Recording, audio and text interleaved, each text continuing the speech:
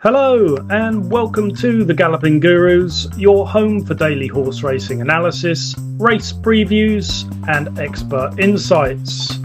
If you enjoy our content, make sure you hit the subscribe button so you never miss an update.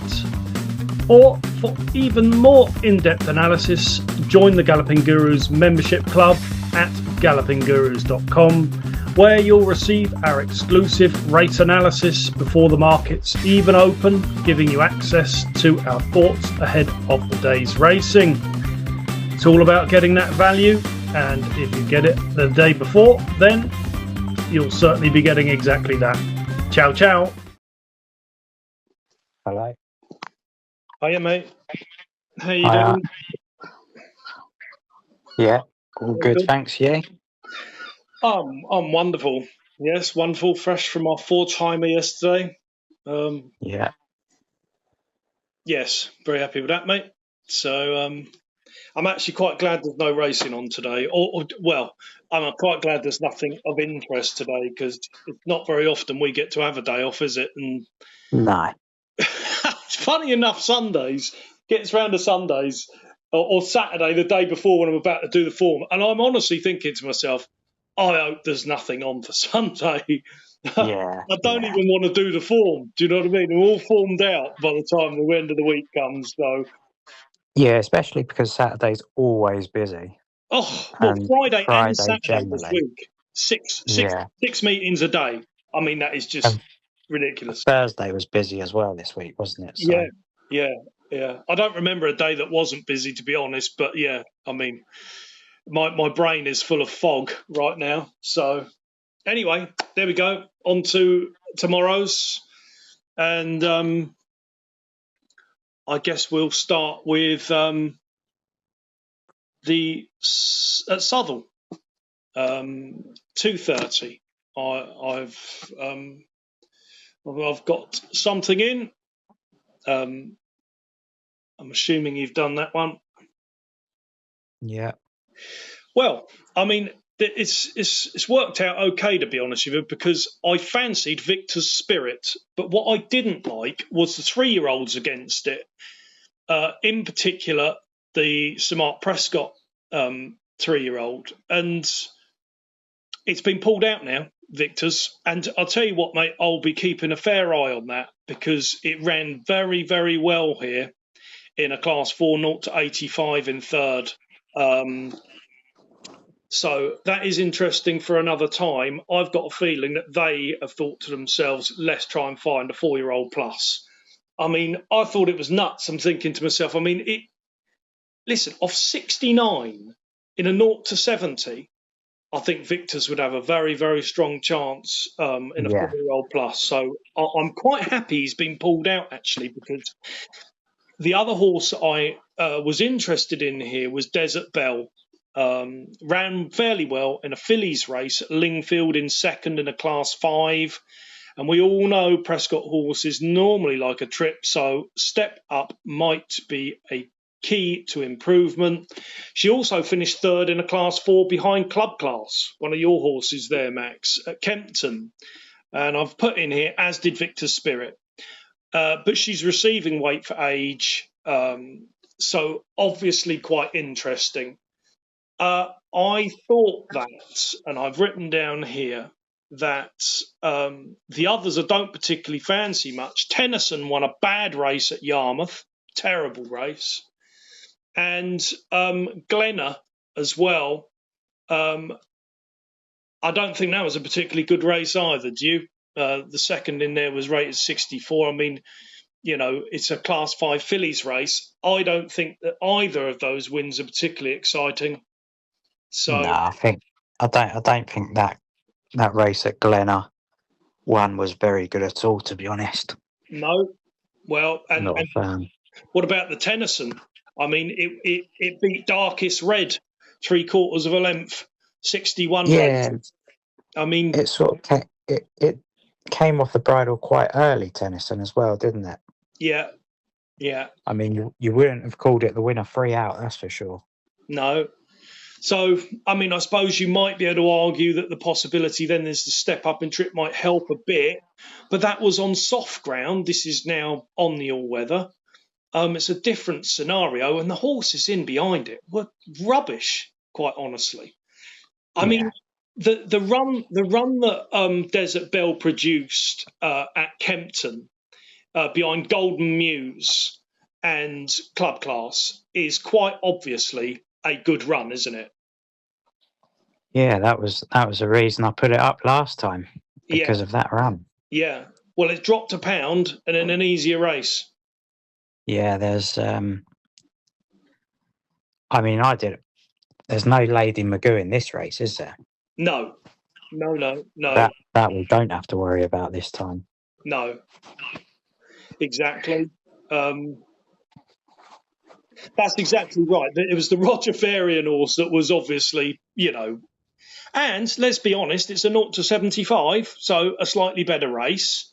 Yeah, And she's acquitted herself very well. So, I mean, listen, 3-1. Glenna's forecast to be 9-4. Desert Bell 3-1. Tennyson 7-2. If I had to choose between the three of them, well, it wouldn't take a rocket scientist for me to work out. I'd be with Desert Bell at threes rather than Glenna at 9-4. That would be how I'd look at the race. Is that a little bit how you looked at it, or? yeah. I think Desert Bell's got an obvious chance and will almost definitely be favourite come the off. Yeah, There's no way Glenna can be favourite ahead of it. I don't think. no, no. So there we go. That's what we've got there for the 2:30. I didn't have anything in the 3 o'clock, as you could imagine, and then I was on to the 3:30, and at the risk of sounding like the head of the Sir Mark Prescott fan club, Rock de Fur. The Prescott yard are absolutely flying as well. I forgot to say that in the last one, but I can say it now.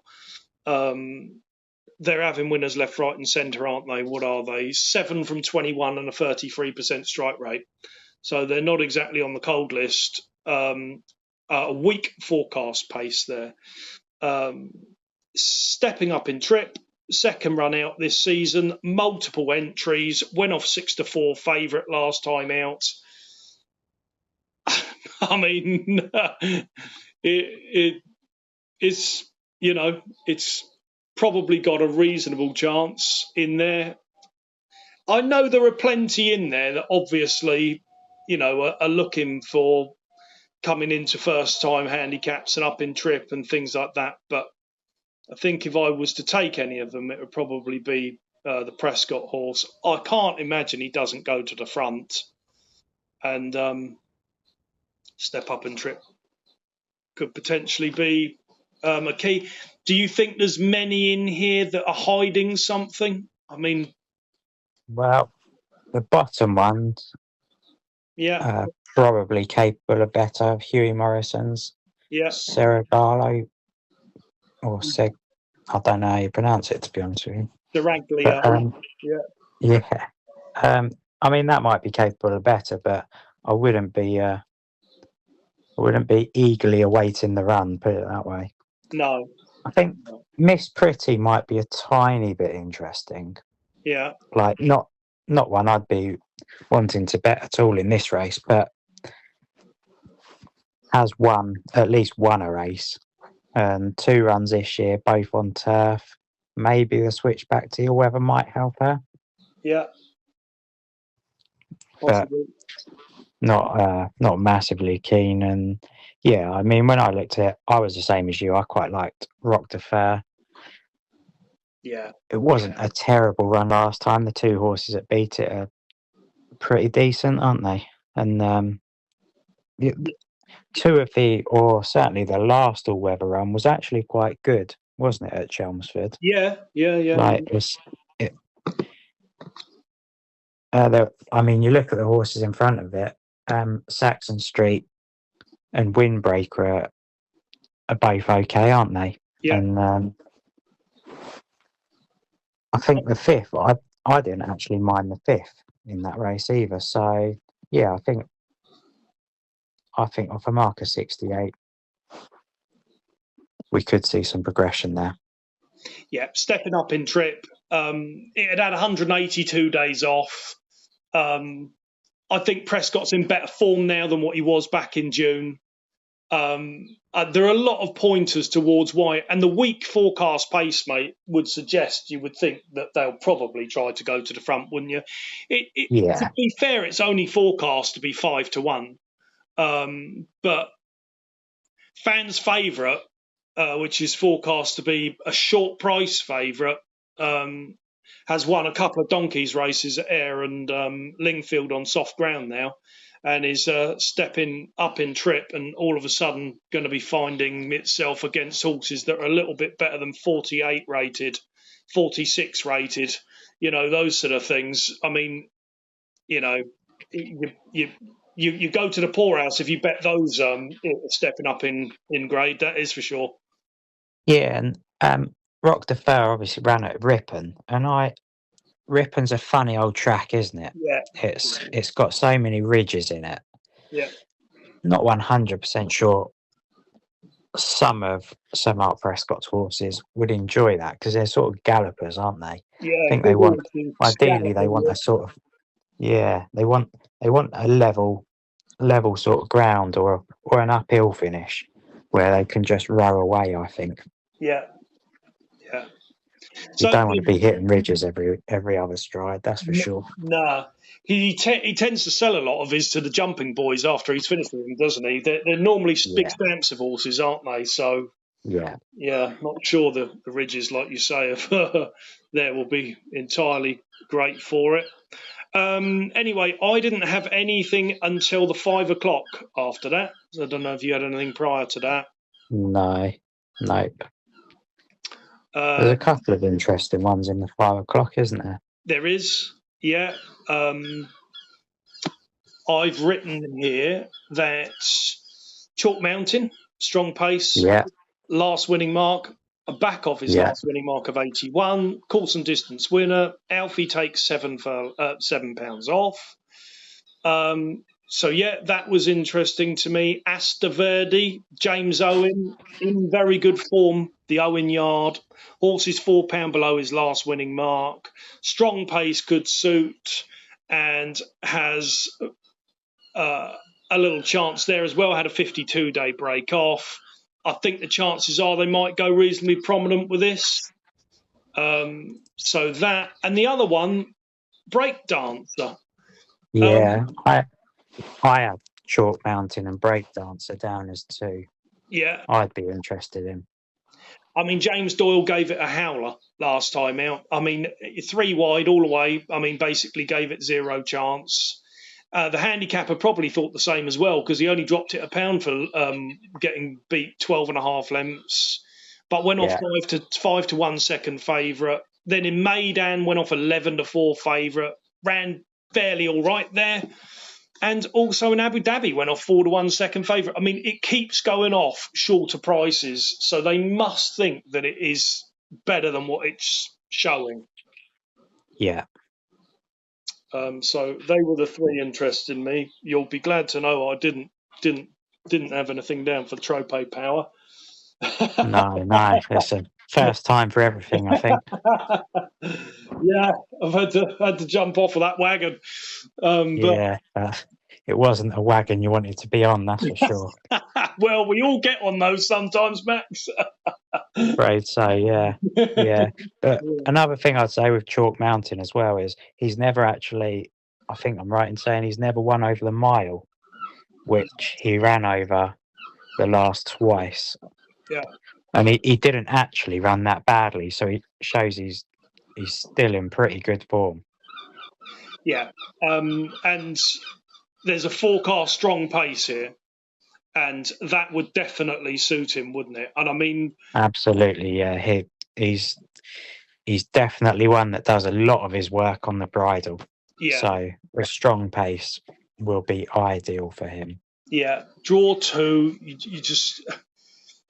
Yeah, I mean, it almost is an apprentice ride, isn't it? Because, like I say, he does a lot of his work on the bridle. All you really need the apprentice to do is steer him and get a clear run, and then get a clear run, yeah. if as long as he can ride in for the final sort of furlong, you're okay. Yeah. It's not one where you need Ryan Moore on board, that's for sure. No. So yeah, I think it's a good move. Alfie taking off the 7. Yeah. And he's forecast to be reasonable price as well, 10-1. Breakdancer 12. And Astaverde 11-2. I just happen to think, mate, that at some point James Owen is going to have the key to this, and he is well handicapped now. We all know that he does these things with these horses, and like I said, it's had a 52-day break. They're 14 from 38 at the moment, so they've got a 36% strike rate. They are most certainly hammering them in at the moment. So, it wouldn't obviously be without a chance. But Chalk Mountain at a price of 10-1, I don't see why he wouldn't be worth a small chance. Do you? Pardon?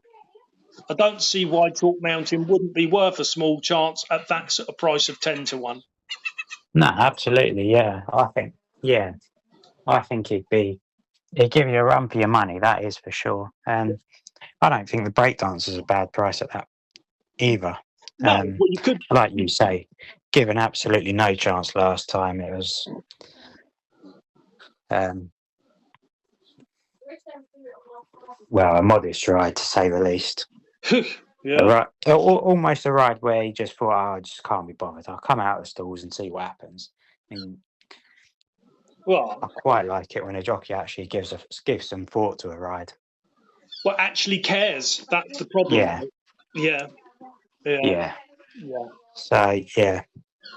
But if they were 10-1 and 12-1 a piece, which I shouldn't think but if they were tens each a piece, the thing is, right, I'm almost certain that they will price up the breakdancer shorter than what you're expecting it to be, because it's constantly short in the market, and they're not complete idiots, these bookies, unfortunately.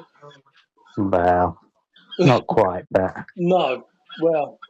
But if they made the mistake, if I could get 10-1 the pair of them, I'd play each one small. They're not. I don't think it's a race for big stakes. That's for sure. That would be my opinion on that. Anyway, okie dokie. So on to the 5:30. And we've had a quick discussion about this a couple of days ago. I've written here, Cogitate is dropping in grade from 2s and 3s to a class 4, has run well plenty on the all-weather, has his quirks, an infrequent winner, but this is the lowest grade he's ran in for some time. The other one that I've got down is Eminency, dropping in grade from 3s and 2s. Last time in a class 4, won nicely in December 2025, well clear of the third at Chelmsford, has run well here in the past, in a class 2, beaten a neck over 6 furlongs, 7 furlongs is his trip. And I've said of the 3-year-olds, Comic Hero would be a runner on his Newmarket run in the class 3, receiving weight for age. Chester, last time out, they went very slowly and it turned into a sprint and didn't suit. So, yeah, a few thoughts in there again. I guess you came up with Cogitate as well, didn't you? Yeah, I certainly did. Yeah, very interesting. Second run for the yard. Moved from Charlie Hills. Eve's yard in pretty good form at the moment. Yeah. Probably could have had 1 or 2 more winners than they have, but I think when you sort of fancy one, I think they've run quite well. Yeah. Which is always what you want to see, really.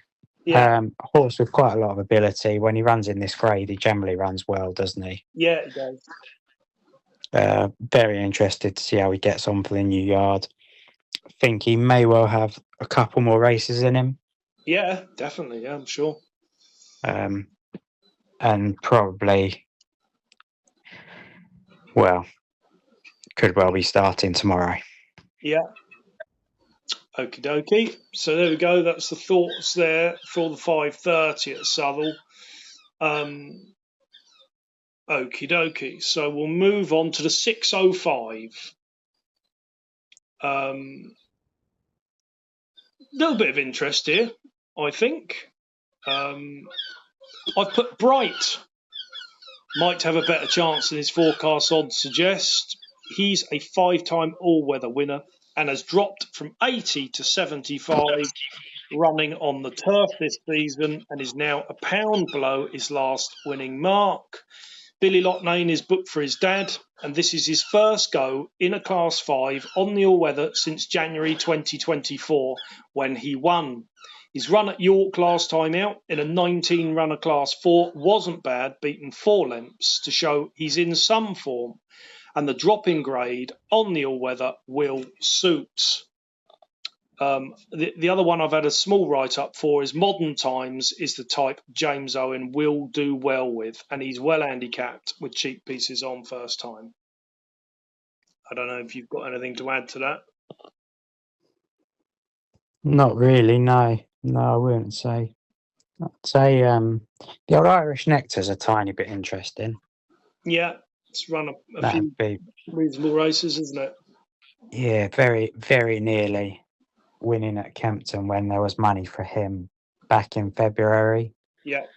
Sort of narrowly denied off a mark of 76. Mm-hmm. Yeah. So ran okay at Newcastle last time. Yeah. Off 75. Small chance, not one I'd be going mad about, but competitive enough race, I thought. Yeah.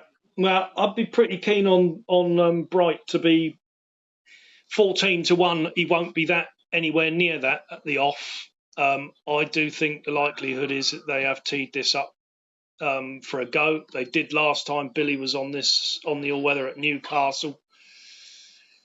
And yeah, I think he'd have a bit of a chance off this sort of mark in a Class 5. You know I love these glass droppers, mate, especially when they're back on a surface that they seem to run a lot better on. So be of a little bit of interest there.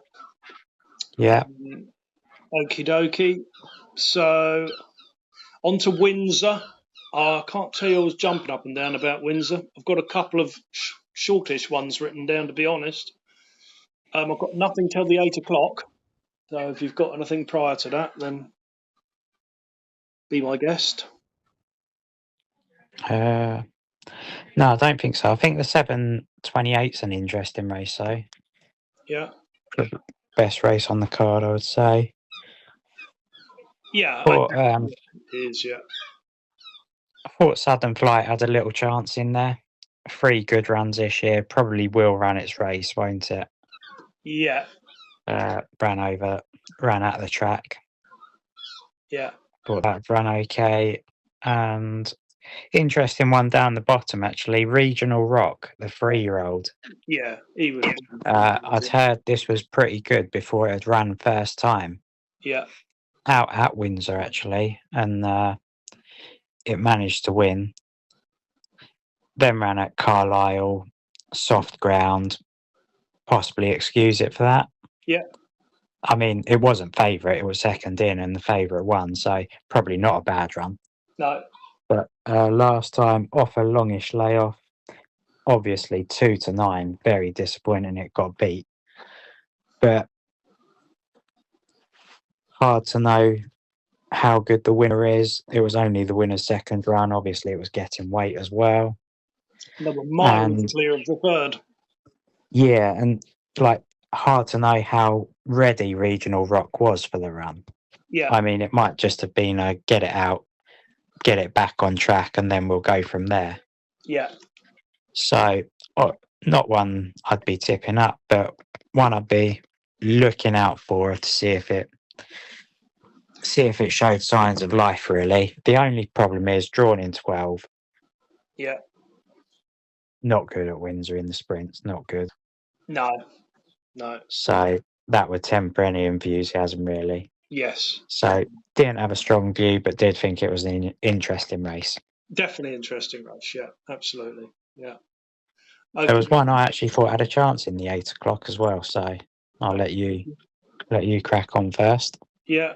Okay. Well, I've written down here Kushkas did it nicely last time out, beating the odds-on favourite, and a £3 penalty is fair. The third has won and finished second since 3-1, short price. But the stable is in form, so that was my interest in that race. That's it. Yeah, change yard since. Change yards, yeah. Obviously, the James Ferguson has packed up to go and do a pretty interesting job. So, you know, I liked him actually as a trainer. So it's a shame that he's gone. But Tom Clover's in good form at the moment. They're having a lot of winners. So I'm certainly not sitting here thinking that it's a negative just because he's gone there. And I don't think a £3 penalty was particularly harsh, to be honest. So that was the interest there. I don't know if you Yeah, think different. I thought Berlinetta had a bit of a chance. Yeah. It was first run for Jack Shannon last time, got him from William Haggis, and a little improvement, I thought. Yeah. Obvious horses that beat it, Aretti rated 75. I mean, Lightning Glory 71, Luminaire 73, and Academia 72. All of those horses, I think, would if not win this race, certainly go very close. Uh-huh. Yeah. So dropping down in grade, which you like, Yeah. I thought it definitely had a chance. Going to be ridden forward, which I think you want at Windsor. Yeah. So yeah, I thought that was interesting. Slightly easier race for it. And second one for Jack Shannon. Maybe he'll find the key to her. Mm-hmm. Yeah.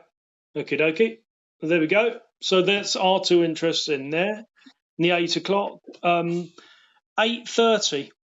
I mean, it's pretty easy. You'll certainly know what I like in here. It's my old mate. Never came off the bridle over course and distance last time out. Rosser's booked. We've not seen that very often with the Moors. They're No. in cracking form.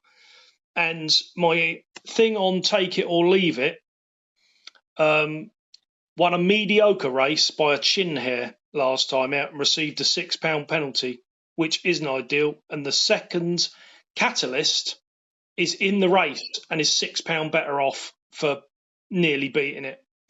I couldn't possibly have take it or leave it against my old mate. I think if my old mate can go as well as he did last time out, he'd have a pretty good chance. But I mean, he's forecast to be 5-2, so I'm not really telling anybody anything they don't already know. I don't know whether you had any thoughts on that race, but it looked a gilt-edged opportunity, really. Yeah, I didn't have too many thoughts on it, I must admit. But my old mate, if it were that price, that would be pretty. From what you're saying, you'd snap up a bit of 5-2. Yeah, I think so. And Buckland Bell, that was in second, has won since. You know, the form's stacking up. In fact, it's come second and first since.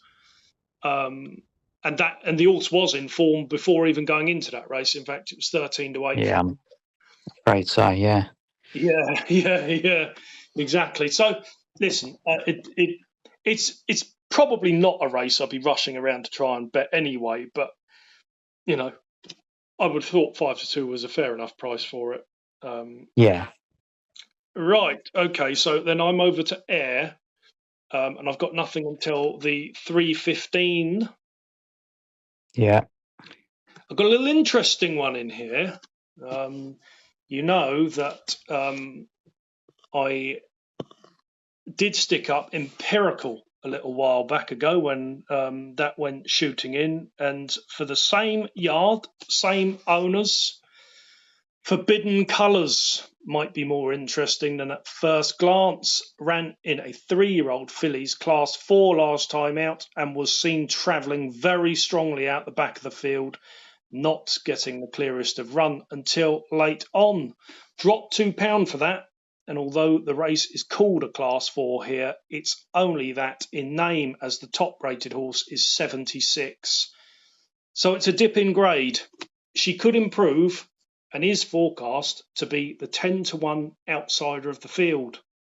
Imperial Guard, who's forecast to be 6-4 favourite, has a £7 penalty to deal with for winning a Class 6 last time out, where none of the other horses were even rated 60, and is up to a 0-75 with a £7 penalty. They're the sort of races I'll be looking for quite quickly to try to find something to beat it. Now, I've been wrong plenty of times in the past, but I do think that Forbidden Colours has some interest at a huge price forecast. Anything to add to that? No, nothing to add to that other than it definitely was a good race. The race it ran in at Sandown, that's for sure. I was there and it was quite a good looking field for a fillies race. So, yeah. She was travelling strongly out the back. I mean, if you go back and watch the race, she was travelling very, very well and never really got a run until the end, where she made a bit of ground up and then kind of stopped, which might even assume that the 7 furlongs may be fair for it. And and it's not really a track for hold up performers generally. I always think you want to be closer to the pace at Sandown. So definitely she interests me here at a forecast big price. There's no way she can be a short price, that's for sure. I mean, if she was 6-1, I'd take a small chance. There's only 6 runners. She's probably the only one in there that could really take off, and be something that can improve. So yeah, she was the interesting one there at a big price. I don't know what you thought about that, but Imperial Guard, mate, £7 penalty up in grade. It's easy to beat horses that are rated below 60, like he did. I mean, the horses in the race were absolutely dire. You know what I mean? Yeah. So the eye can often be drawn to a horse that wins easily, but if you go back and look at the real picture of it, Supreme Dancer was 57, Yasa 59, Lalara 50. I mean, there was nothing rated 60 or above in the race. I mean, he's got a different task tomorrow, and 6-4 wouldn't be what I'd be running to the bookmakers for it. It might well go and win, but you have to take these opinions, and ultimately I think I'd rather have a look at something that might improve, and is dropping in grade. So yeah, it probably wouldn't be the best 6-4 chance you'll ever back, is basically what you're saying. Yeah, but there'll be plenty of people, right, that watch that race and say, "Whew, blimey, 6-4, that's a good price. Look at how that won last time out." There'll be loads of people that would think like that. But you have to take into account what you've beaten, and it beat nothing. Yeah.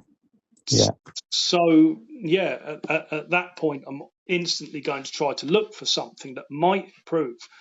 And like I said, I think Forbidden Colours has a little chance at a bigger price. You have to be price sensitive. Everything we talk about in these podcasts, when we're mentioning prices, that's because that's the sort of price we want to see. Otherwise, we won't be playing it. If Forbidden Colours opened up at 7-2 tomorrow, I wouldn't be rushing around trying to play it. I'm looking for prices. That's it. So there we go. That's my thoughts on the 315. Onto the 345. Interesting one here is Running Son of a Gun. Ran very well. I was hoping you'd say that, to be honest. Yeah, ran very well behind our selection, Hale End, in a Class 5 last time out. Back into a Class 6, must have every chance of making all the running with a slow forecast pace. Jason Hart is one of the strongest jockeys in the weighing room, and he retains the ride. Forecast to be threes, must have every chance. The only other one that I did want to talk about was Novak. For me, he would be the danger, as he's dropped in grade to a Class 6 for the first time in 2.5 years. Does like a pace to run at, which isn't on the cards. He's forecast to be 5-1. That would be the thing for me with Novak. Is I don't think there's going to be the pace that he likes, but nevertheless, he is dropping in grade, so he's running against worse opposition, and he can on his day pick up and win, and he is reasonably well handicapped, seeing as his last winning mark was September 2025, so 10 months ago, off 71. So, and he's obviously placed numerous times prior to that off bigger marks than this. So, is interesting, but running son of a gun, I thought ran a cracker the other day. Yeah, I'd agree. I think 2 good runs since the blinkers have gone on, and uncomplicated ride. Yeah, exactamundo. So there we go. That would be for that. The only other race I've got anything written down for is the 4:15. I just said we put Empirical up last time out. He won by 8 lengths, so is obvious. I wouldn't bet him at 5-4 as forecast.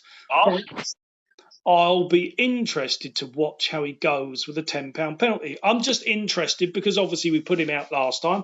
I'd like to see him. I'd like to see him go in again, but he's not value. 5-4 is not any value to me. It wouldn't change your life if you bet him and it won.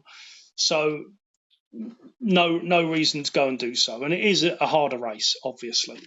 So there we go. That's all I've got. I've got nothing else. No, I don't either. Okay, so there we go. Nothing for Ripon, unfortunately. But there we go. Yeah, I think ultimately there's a fair few that are reasonably interesting tomorrow. I obviously think that the Prescott horses tomorrow, Desert Belle and Rock de Fer, are quite interesting. Chalk Mountain, Break Dancer, interesting. We've talked about Cogitate and Eminency. Bright. I mean, I'd be pretty interested in Bright if that was a good price. But I will be sticking these out on TikTok tomorrow, the ones that we've sent to the members.